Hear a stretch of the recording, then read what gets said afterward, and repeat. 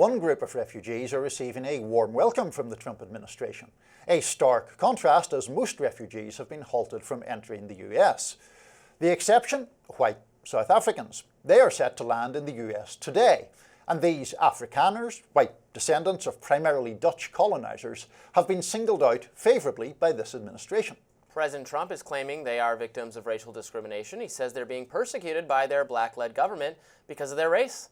As a reminder, South Africa was controlled under apartheid rule for decades by its white minority. Under that system, black South Africans were denied basic rights. That system came to an end in 1994.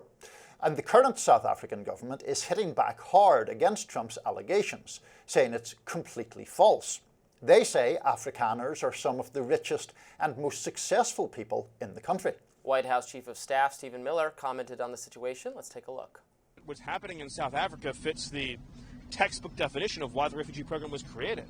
This is persecution based on a protected characteristic, in this case, race. Others are hitting back on those claims. Journalist Jameel Hill writes on X, "Today, white people own 72% of the private farmland in South Africa, despite being only 7% of the population. Do with that information what you will." What's going on, or disagreement, and the white South Africans want to come here. Why is that not a desirable outcome to make the country more peaceful? The issue is the double standard of prohibiting entrance to the United States too. So you're not really objecting to these people coming here. You're saying that it's just other people should not be.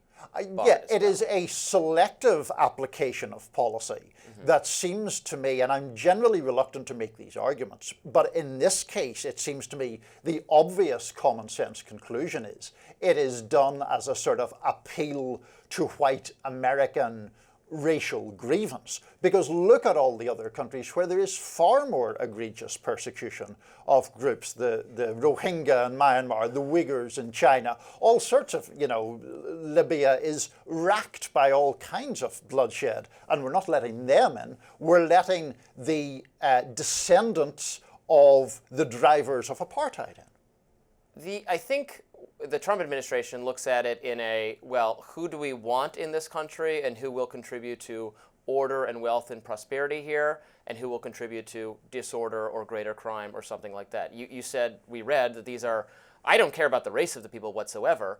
I care about their wealth status, whether they're going to be net contributors or users of the welfare state. There's a wealthy people. I want wealthy people all over the globe to come to America. I want to ease our immigration rules so that can be wealthy Indians, wealthy Chinese people, wealthy South African people, people who are going to be net contributors to the economy. I want them all to come here independent of race. So I just don't have a problem with this. Yes, but Robby, let's not...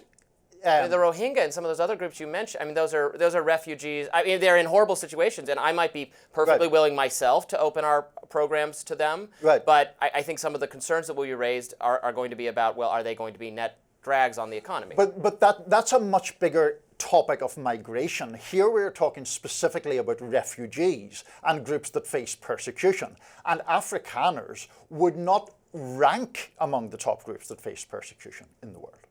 All right. In the meantime, the art of the deal or an economic surrender, Trump's temporary tariff rollback is next. Stay with us.